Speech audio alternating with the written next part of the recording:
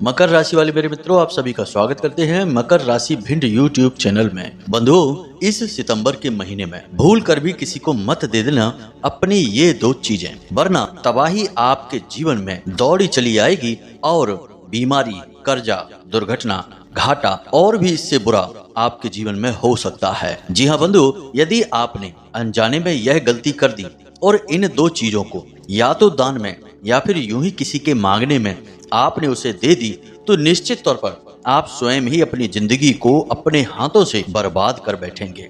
जी हाँ बंधुओं, इसीलिए हम आपसे कहते हैं कि आप सावधान हो जाइए, खुद अपनी जिंदगी को नरक मत बनाइए, क्योंकि यह सितंबर का महीना आपके जीवन में बहुत ही महत्वपूर्ण बदलाव लेकर आने वाला है। ऐसे में यदि आप इस तरीके की भूल करेंगे और इन दो चीजों को यूं ही किसी को बस दे देंगे, तो आप स्वयं अपनी बर्बादी के जिम्मेदार होंगे। तो कौन सी हैं वे दो चीजें और ऐसा उन चीजों के साथ क्या जुड़ा है जो उन्हें किसी को देते ही आपके जीवन में भयंकर बर्बादी की शुरुआत हो जाएगी? क्या ग्रहों से जुड़ा कोई कारण है?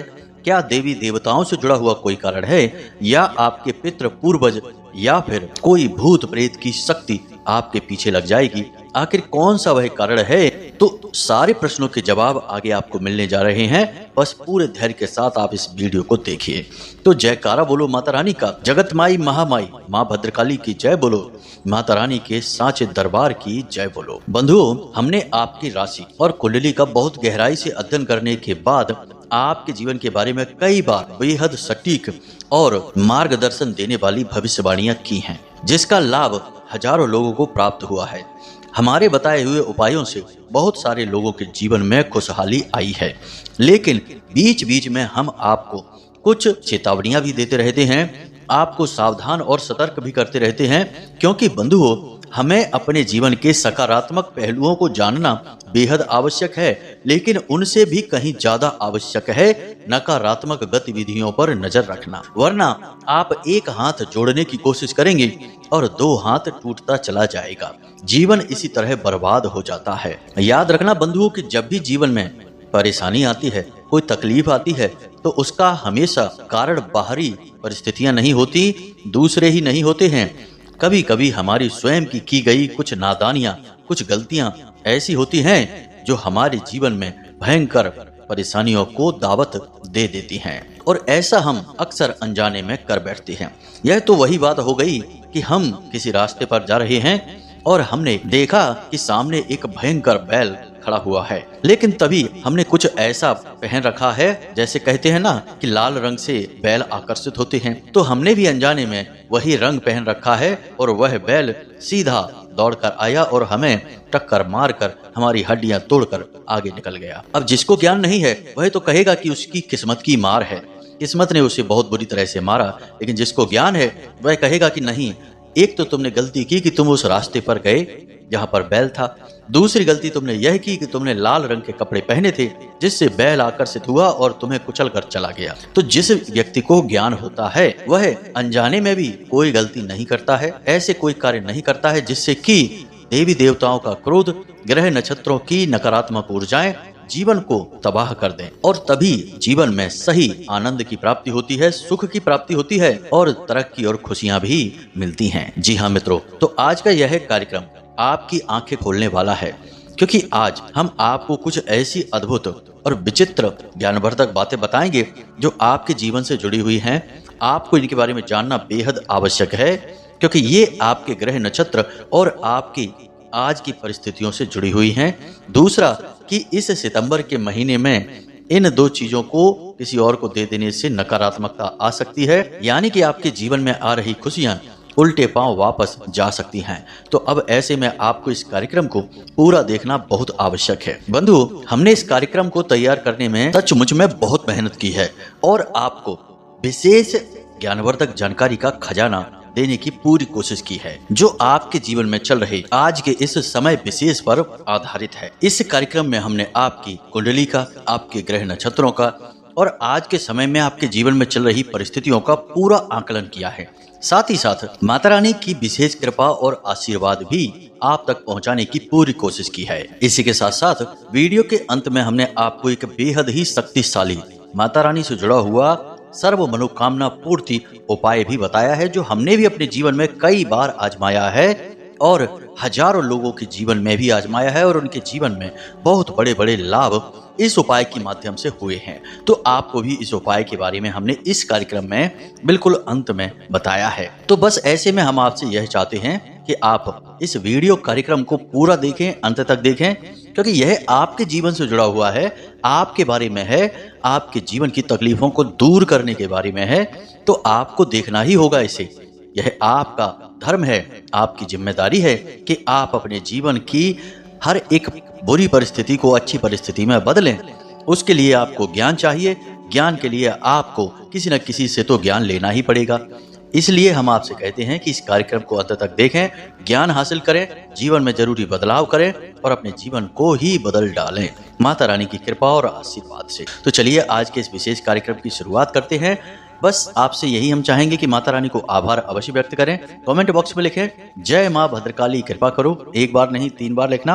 माता रानी आपके ऊपर पूरी कृपा और आशीर्वाद बनाएंगी, आपका जीवन बदलेगा। इसी के साथ साथ माता रानी के इस छोटे से दास का आपसे एक छोटा सा निवेदन और है कि यदि आप इस चैनल कार्यक्रम पर पहली बार आए हैं तो आप इस चैनल को सब्सक्राइब अवश्य करें। बगल में जो सब्सक्राइब का बटन है उसे आप दबा दें, इसी समय दबा दें। ऐसा करते ही आप न केवल हमारे बल्कि माता रानी के दिव्य परिवार के सदस्य बन जाएंगे, क्योंकि हम तो माता रानी के साधक हैं, लंबे समय से माता रानी की सेवा में ही समर्पित हैं। तो जब आप हमारे परिवार के सदस्य हैं तो माता रानी के परिवार के सदस्य हैं, और एक बार जब माता रानी के परिवार के सदस्य ही बन गए तो फिर काहे का डर, दुनिया में कोई आपका बाल भी बांका नहीं कर पाएगा। तो चलिए जल्दी से चैनल को सब्सक्राइब करिए, फिर आगे बढ़ते हैं। बंधु, इस सितंबर के महीने में 3 महत्वपूर्ण बातें हैं जो आपको पूरे महीने अपने दिमाग में रखनी है, क्योंकि इनका उपयोग आपको पूरे महीने प्रतिदिन करना ही पड़ेगा। और यह आपके लिए बड़ी चुनौती होगी कि इन 3 बातों पर प्रतिदिन अमल आप कर पाएं। पहली बात, आप अपने मनोबल को कभी नीचे मत होने देना, क्योंकि इस सितंबर के महीने में कई परिस्थितियां ऐसी बनेंगी कि आपका मनोबल बहुत नीचे चला जाएगा। आपका काम में मन नहीं लगेगा, अपने जीवन में ही रुचि समाप्त हो जाएगी, कुछ भी अच्छा नहीं लगेगा।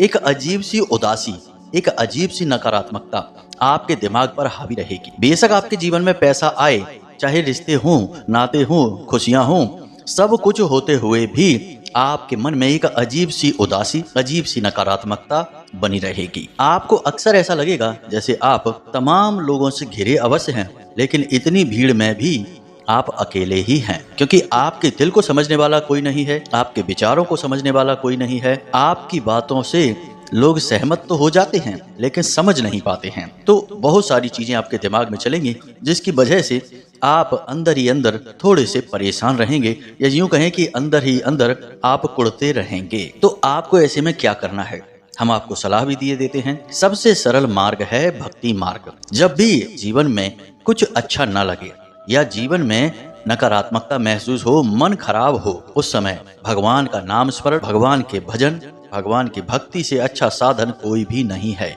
क्योंकि जब भी चित्त अस्थिर होता है तो उस समय चित्त की शुद्धि और चित्त की स्थिरता केवल और केवल भगवान की भक्ति में ही निहित हो सकती है, अन्य कहीं किसी स्थान पर नहीं। लोग मूर्खता करते हैं, नशा करने लगते हैं, कहते हैं शराब पीते हैं तो मन को सुकून मिलता है, धुआं यानी सिगरेट पीते हैं या उल्टी सीधी हरकतें चीजें खाते पीते हैं तो कहते हैं मन को सुकून मिलता है। अरे वो मन को सुकून नहीं है, वो तुम्हारी मूर्खता है, तुम्हें बाद में और ज्यादा भयंकर तकलीफें देने वाली है। थोड़ी देर के लिए भले लग सकता है, कुछ समय के लिए, कि सब कुछ ठीक है, लेकिन जैसे ही इन सब का नशा उतरेगा आप फिर से उसी भयंकर दलदल में फंसे पाएंगे और ज्यादा फंस जाएंगे, क्योंकि आपके अंदर आपकी आत्मा, आपका ईश्वर आत्मग्लानि से आपको भर देगा कि आपने गलत कार्य किया है, और इसी गलत कार्य की आत्मग्लानि से आप फिर अपने आप को माफ नहीं कर पाएंगे, तो फिर से नशा करेंगे, फिर और नशा करेंगे।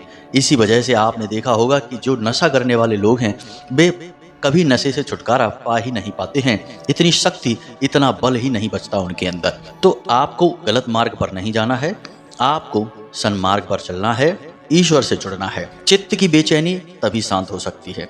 अब दूसरी बात, हमने पहले भी आपको समझाया, फिर से समझाते हैं, अपने क्रोध पर, अपनी भावनाओं पर नियंत्रण रखना है। इस पूरे महीने में आपको अक्सर ऐसा लगेगा जैसे आपके आसपास के लोग कुछ ऐसी बातें जानबूझकर कहते हैं जो आपको उकसाने वाली होती हैं। ऐसी बातें लोग अक्सर आपसे कहेंगे जिससे कि आप चिढ़ जाएंगे, आपका मन खराब हो जाएगा, आपका मन करेगा कि पलटकर इसको जोरदार जवाब देते हैं और बात यहीं की यहीं खत्म कर देते हैं। लेकिन बात खत्म नहीं होगी, बात और बढ़ जाएगी। देखो, आप एक भावुक इंसान हो और आपके मन में कोई बात जब अटक जाती है तो इतनी जल्दी बाहर नहीं निकलती है। बेशक आप बाहर वालों को ऐसा दिखाएं कि आपको किसी की परवाह नहीं है, आपको किसी से कोई मतलब नहीं है, लेकिन आपको अंदर ही अंदर सबकी परवाह रहती है, सबके लिए आप परेशान होते हैं और किसी की तकलीफ में आपको दुख होता है, परेशानी होती है। यह बात आप मानिए, हम आपको अच्छी तरह से जानते हैं। तो जब किसी से थोड़ी कहासुनी हो जाती है तो आपका दिमाग खराब हो जाता है, लंबे समय तक वह बातें आपके दिमाग में घूमती रहती हैं। तो अब ऐसे में आपको क्या करना है? सबसे अच्छा इलाज है अनदेखी करना। कौन क्या कहता है, क्या सुनता है, कोई मतलब नहीं है। यह दुनिया कहने सुनने से नहीं चलती है, यह दुनिया कार्य करने से चलती है। और आप अपने काम पर ध्यान दीजिए। और यह परिस्थिति आपकी घर में ही नहीं, घर के बाहर, आपके कार्यस्थल पर, काम धंधे, व्यापार पर, नौकरी पर, हर जगह यह परिस्थिति उत्पन्न होगी। जब लोग आपको जानबूझकर उकसाएंगे, आपको ऐसी बात कहेंगे जिससे आपको अचानक क्रोध आएगा। आपको पलटकर कोई जवाब नहीं देना है, शांत रहना है। इस तरह आप क्रोध नहीं करेंगे। और क्रोध असल में एक ऐसी अग्नि के समान होता है कि जो दूसरों को तो बाद में जलाता है, पहले स्वयं को ही जला देता है। तो ऐसे में आप क्रोध नहीं करेंगे तो स्वयं तो जलने से बच ही जाएंगे और दूसरों का तो भगवान ही मालिक है, भगवान ही उनका न्याय करेंगे। अगर वो गलत हैं तो सजा मिलेगी, सही है तो कोई बात नहीं, परिस्थितियां हैं। तो आपको समझदारी से काम लेना है, क्रोध नहीं करना है, भावनाओं पर नियंत्रण रखना है। और तीसरा और सबसे महत्वपूर्ण कार्य, अपने घर के बड़े बुजुर्गों के साथ आपको समय बिताना है, खास तौर से अपने पिता, अपनी माँ के साथ। इस महीने में सूर्य और चंद्र कुछ इस प्रकार से गोचर कर रहे हैं कि लगभग आधा महीना आपका सूर्य और चंद्र की नकारात्मक प्रभावों में गुजर जाएगा। अब ऐसे में आपके घर में जो आपके पिता हैं वे आपके सूर्य हैं और माता चंद्रमा है। जब आप अपने पिता और माता को संभाल लेंगे, उनके आशीर्वाद ले लेंगे, तो आपका सूर्य कितना ही नकारात्मक हो, आपको शुभ फल देगा।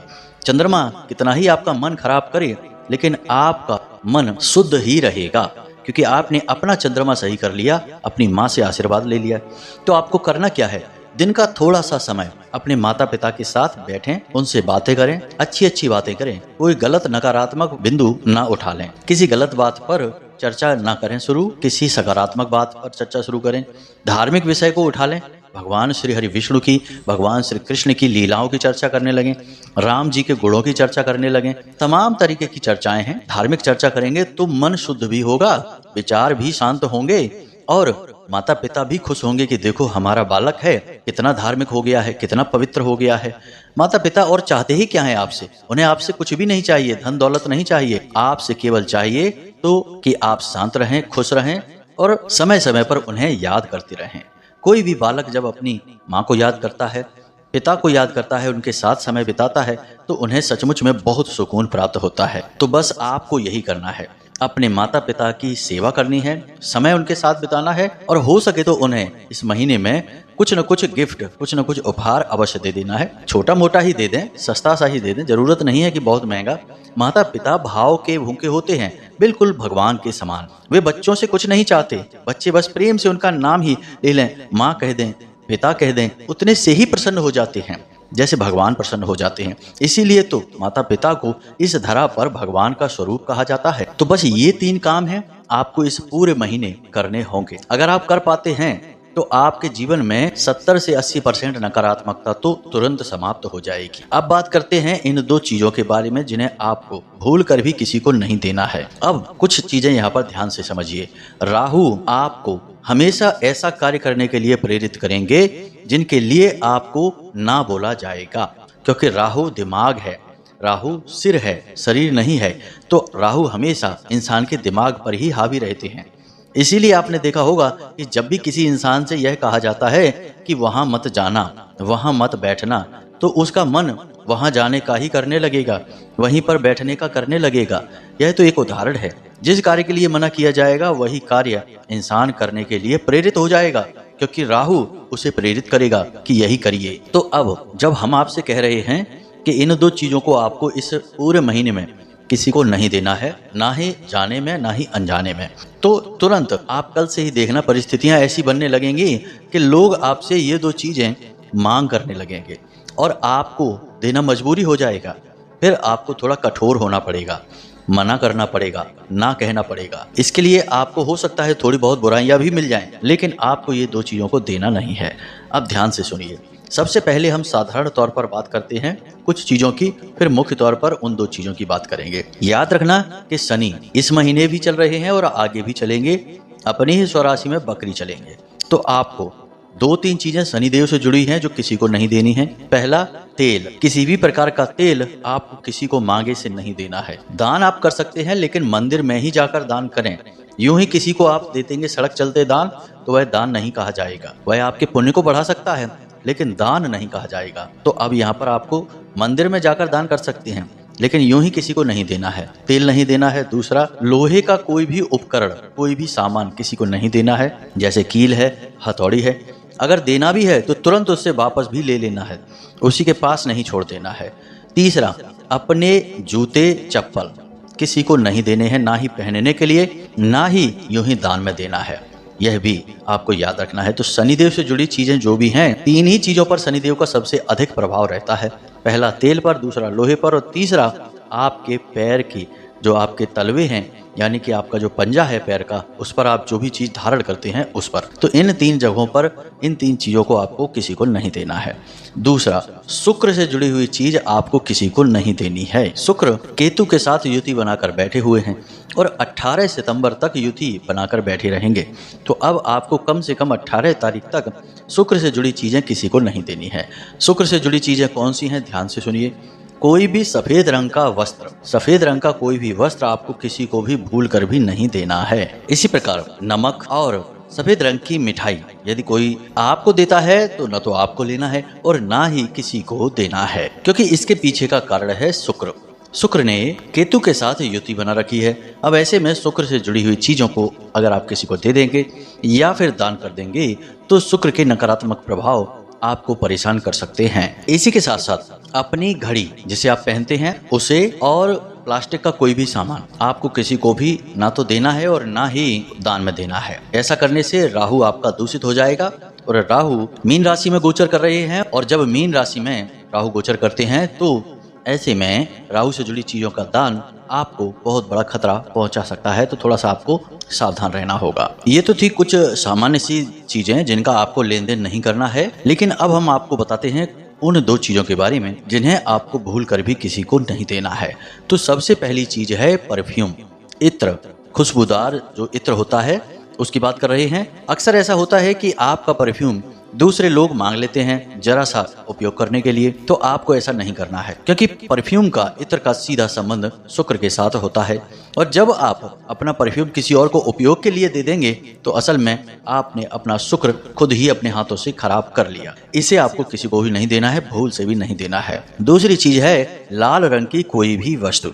कोई भी लाल रंग की वस्तु आपको भूल कर भी किसी को नहीं देनी है, क्योंकि लाल रंग की कोई भी वस्तु यदि आप किसी को दान कर देंगे तो आपको मंगल के दुष्परिणाम इस महीने में भुगतने होंगे। मंगल मिथुन राशि में गोचर कर रहे हैं, और जब मंगल मिथुन राशि में गोचर करते हैं तो ऐसी स्थिति में आपने यदि मंगल से जुड़ी हुई चीजों का दान कर दिया या यूं ही किसी को दे दिया, जरा सा भी प्रयोग के लिए दे दिया, बाद में आप भले ही उससे मांग लें, तब भी मंगल के दुष्परिणाम आपको भुगतने होंगे।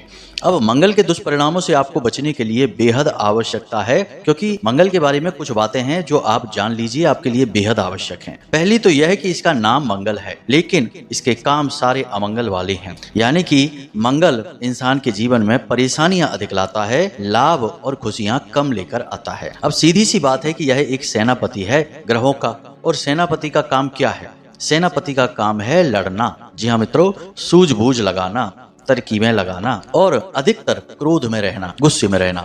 तो अब ऐसे में यदि आप लाल रंग की कोई भी वस्तु किसी को दे देते हैं या दान कर देते हैं तो मंगल आपका नकारात्मक हो जाएगा।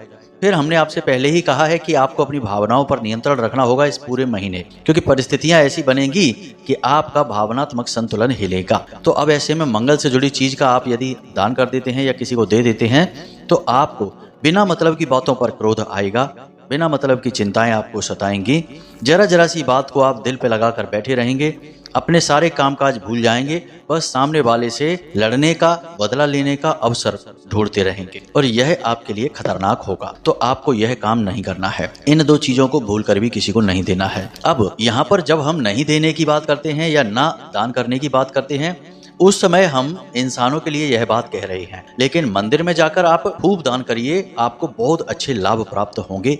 चाहे आप मंगल से जुड़ी कोई भी वस्तु का दान करें या शुक्र से या फिर शनि से, सबका आपको लाभ प्राप्त होगा। क्योंकि मंदिर एक ऐसा स्थान है, एक ऐसी जगह है जहां भगवान की शुद्ध सकारात्मक ऊर्जा रहती है, भगवान का घर है। अब भगवान के घर में तो चाहे कोई भी चला जाए सब शुद्ध ही हो जाते हैं। भूत प्रेत पिशाच भी भगवान के घर जाने से डरते हैं, क्योंकि उन्हें पता है कि वहां जाएंगे तो धुलाई बड़ी जोरदार हो जाएगी और इतनी धुलाई होगी कि कल्याण ही हो जाएगा, यानी कि सुपड़ा साफ ही होगा, या तो नरकवासी या स्वर्गवासी बन जाएंगे। इसीलिए ऐसी जगहों पर भूत प्रेत भी नहीं जाते हैं, और जो जाते हैं वो तर जाते हैं। तो मंदिर में आप दान कर सकते हैं, कोई दिक्कत नहीं है। तो यहाँ तक तो हमने आपको बता दी इस महीने की कुछ जरूरी सावधानियां, और किन चीजों का आपको लेन देन नहीं करना है इसके बारे में भी बता दिया। अब हम आपको बताने जा रहे हैं उस महाशक्तिशाली उपाय के बारे में, जिसके बारे में हमने शुरुआत में कहा था। माता भद्रकाली से जुड़ा हुआ यह उपाय है। तो उपाय कुछ इस प्रकार है, बहुत ही सरल है, जरा इसे ध्यान से सुने कि आपको बाजार से एक नारियल लेकर आना है और उस नारियल को लाल कपड़े से लपेट लेना है। अपने घर में लाकर कोरा लाल कपड़ा होना चाहिए, और उस नारियल को लाल कपड़े से लपेटने के बाद उसके ऊपर लाल रंग का धागा, जिसे हम मौली भी कहते हैं, उसे भी लपेट लेना है, 7 बार लपेटना है। उसके बाद उस नारियल के ऊपर लाल चंदन से आपको क्लीम लिख देना है। क्लीम लिखने के बाद आपको उस नारियल के ऊपर गंगा जल छिड़कना है। यह सारा कार्य आप किसी भी शनिवार के दिन कर सकते हैं या फिर किसी भी दिन कर सकते हैं, दिन की कोई बाध्यता नहीं है। ऐसा करके असल में आप अपने घर में माता भद्रकाली के स्वरूप को विराजमान कर रहे हैं। तो उसके ऊपर यानी नारियल के ऊपर आप क्लीम इस मंत्र को लाल चंदन से लिख लें और उसे लाकर अपने पूजा घर में स्थापित कर लें। जब आप उसे अपने पूजा घर में स्थापित करें तो पहले दिन आपको अपने पूजा घर में गाय के घी का एक दीपक जलाना है, आसन बिछाना है और रुद्राक्ष की माला से क्लीम मंत्र का कम से कम 1 माला जाप करनी है। वैसे अधिक से अधिक आप 7 माला या 11 माला भी कर सकते हैं। 1 माला जाप करने के बाद आप माता रानी से प्रार्थना करेंगे, आपकी जो भी विशेष मनोकामना होगी, कि हमारी मनोकामना यह है कि नौकरी लग जाए, हमारी इस महीने में तरक्की हो जाए, जो भी आपकी मनोकामना इच्छा है उस मनोकामना को बोलें और माता रानी से कहें कि आप 21 दिनों के लिए हमारे घर में विराजमान रहें। हम प्रतिदिन आपके नाम का दिया जलाएंगे और आपके नाम का मंत्र जाप करेंगे, और हम चाहेंगे कि आप हमारी मनोकामना पूर्ण करें और हमारे इस कार्य से प्रसन्न हो जाएं। माता रानी के नाम का नारियल आपको अपने घर में स्थापित करना है। फिर प्रतिदिन आपको कम से कम 1 माला जाप उसी निश्चित समय पर करनी है। यह कार्य आपको रात्रि के समय करना है और क्लीम मंत्र से ही करेंगे आप, इसे आप ध्यान रखें। अब यदि पुरुष हैं तो ओम क्लीम इस तरह से उच्चारण करेंगे, महिलाएं हैं तो क्लीम ओम, यानी कि जो ओम संपुट है उसे महिलाएं बाद में बोलेंगी, पुरुष पहले बोलेंगे। इस तरह से आपको 21 दिनों तक की यह साधना है माता भद्रकाली की। हर एक साधक की हर मनोकामना 21 दिनों के अंदर अंदर पूरी हो जाती है, आपकी भी हो जाएगी। कोई आज तक हमने ऐसा सुना ही नहीं जिसकी यह मनोकामना पूरी ना हुई हो। बस आपको करना यह है कि जब हम किसी साधना में जाते हैं तो हमें कुछ नियमों का पालन करना पड़ता है, तभी भगवान प्रसन्न होते हैं। नियम बहुत ही सरल हैं कि झूठ नहीं बोलना है, बहुत ज्यादा अनिवार्यता हो तभी झूठ बोलें और ऐसा झूठ बोले जिससे किसी की हानि ना हो। दूसरा कि किसी भी प्रकार का पैसे का गमन ना करें, यानी कि किसी का मन खराब करके किसी को दुख पहुंचाकर पैसे ना कमाएं। तीसरा कि अपने पितृ पूर्वजों का, महिलाओं का, घर के बड़े बुजुर्गों का भूल कर भी अपमान ना करें। तीसरा, मांस मच्छी, जुआ, शराब, उल्टे सीधे कार्यों में बिल्कुल भी लिप्त न रहें, इनसे पूरी तरह से दूरी बना लें। इसी के साथ साथ ब्रह्मचर्य का भी पालन करें। बस इन कार्यों को आप कर लें, बहुत ही सरल कार्य हैं, आसानी से पूर्ण हो जाएंगे यदि आप सात्विक विचारधारा के इंसान हैं। यदि आप तामसिक हैं तो आपको कठिनाई अवश्य होगी ही। बस इस उपाय को आप कर लें। 21 दिन के बाद जब आपकी मनोकामना पूरी हो जाए तो आपके नजदीकी माता काली का जो भी मंदिर हो उस मंदिर में जाकर आपको यह नारियल माता रानी के चरणों में समर्पित कर देना है। बस यह आपका उपाय है, इसे आप एक बार अवश्य करें और हमें इस उपाय के लाभ बताएं कि आपको कैसे इसके लाभ प्राप्त हुए। बाकी अब कुछ दिनों में सर्व मनोकामना पूर्ति हवन भी प्रारंभ होने जा रहा है, तो हम प्रति शनिवार आप लोगों की तरफ से माता रानी को अर्जी लगा ही देंगे, आप बिल्कुल फिक्र ना करें। चलिए, आज हमने आपको जो ज्ञान दिया है इसका जीवन में प्रयोग करिए और अपने जीवन को बदल डालिए। मित्रों, याद रखना कि जो भी बातें हमने आपको बताई हैं वे केवल आपके जीवन से जुड़ी हैं, आपके जीवन में बदलाव लेकर आएंगी। तो इन्हें पूरी गंभीरता से लें, हल्के में बिल्कुल भी ना लें। उम्मीद करते हैं कि सारी बातें आपको समझ में आ गई होंगी। इसी के साथ साथ आज की इस वीडियो को विराम देते हैं। कोई प्रश्न यदि बने तो कमेंट करके पूछ लें या व्हाट्सएप नंबर जो डिस्क्रिप्शन में दिया गया है उस पर मैसेज करके भी पूछ सकते हैं। तो इसी के साथ साथ अब विदा लेते हैं। हमेशा हंसते रहिए, मुस्कुराते रहिए, सकारात्मक रहिए और दिन में एक बार मंदिर अवश्य जाइए, क्योंकि आपका उद्धार वहीं से होना है। मिलते हैं अगले ज्ञानवर्धक कार्यक्रम में। तब तक के लिए धन्यवाद। प्रेम से बोलिए जय माई की, जय माँ भद्रकाली। माता रानी आपका कल्याण करेंगी। धन्यवाद।